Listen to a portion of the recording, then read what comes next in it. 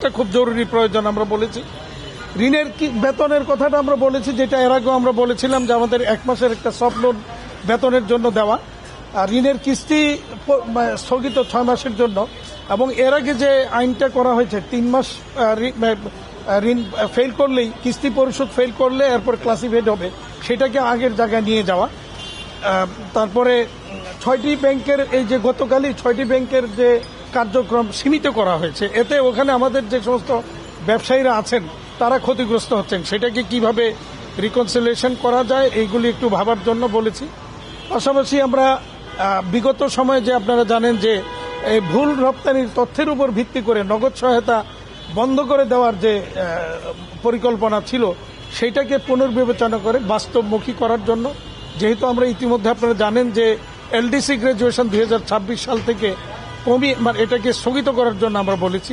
সুতরাং এই বিষয়গুলি মূলত পুনর্বিবেচনা করার জন্য আমরা বলেছি। তো উনি যেহেতু আমাদের এই সেক্টর সম্পর্কে খুব ভালো জানেন, অর্থনীতিবিদ উনি, এবং বিগত সময়ে তিনি এই বিষয়গুলি খুব ওতপ্রোতভাবে জড়িত ছিলেন এগুলির মধ্যে, তো উনি জানেন, সবকিছু বুঝেন।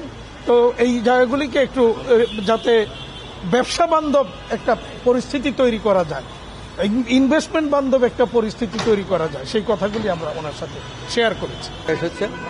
যেটা আমাদের মূল কথা ছিল যে একটা ব্যাংকিং কমিশন গঠন করা, সেই ব্যাংকিং কমিশন উনি গঠন করে দেবে বলতেছে।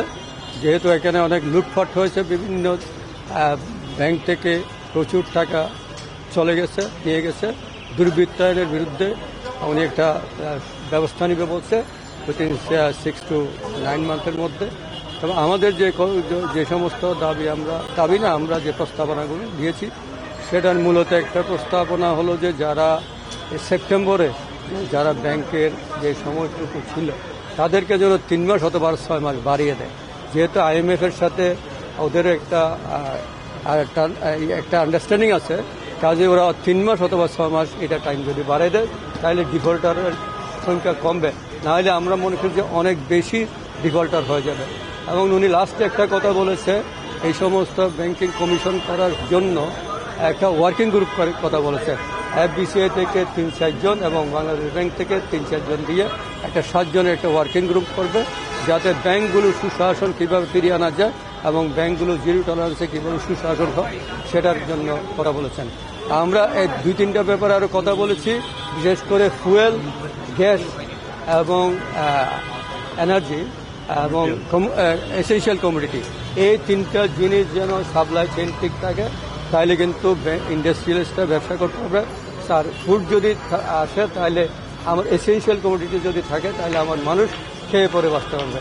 এবং এটা উনি এগ্রি করেছেন, এটা ভেরি ইম্পর্টেন্ট উনি বলেছেন।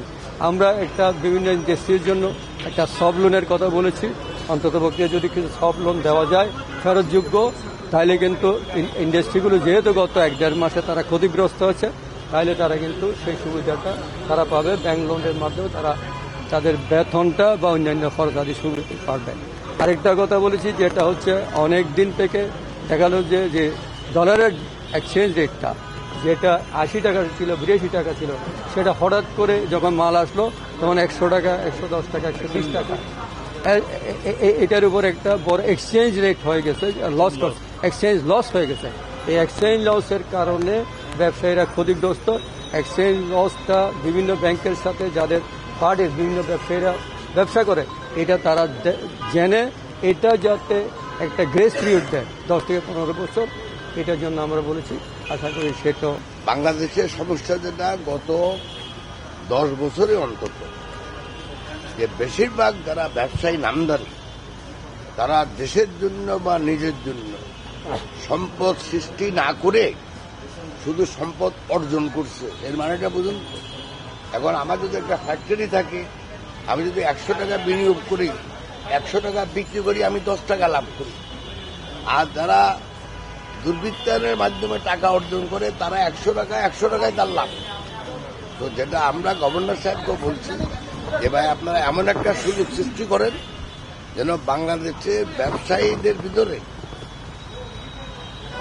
ওরাই ব্যবসায়ী মনে হয় যারা সম্পদ সৃষ্টি করে দেশের জন্য, সেই সম্পদ সৃষ্টির মাধ্যমে নিজের জন্য কিছু করবে।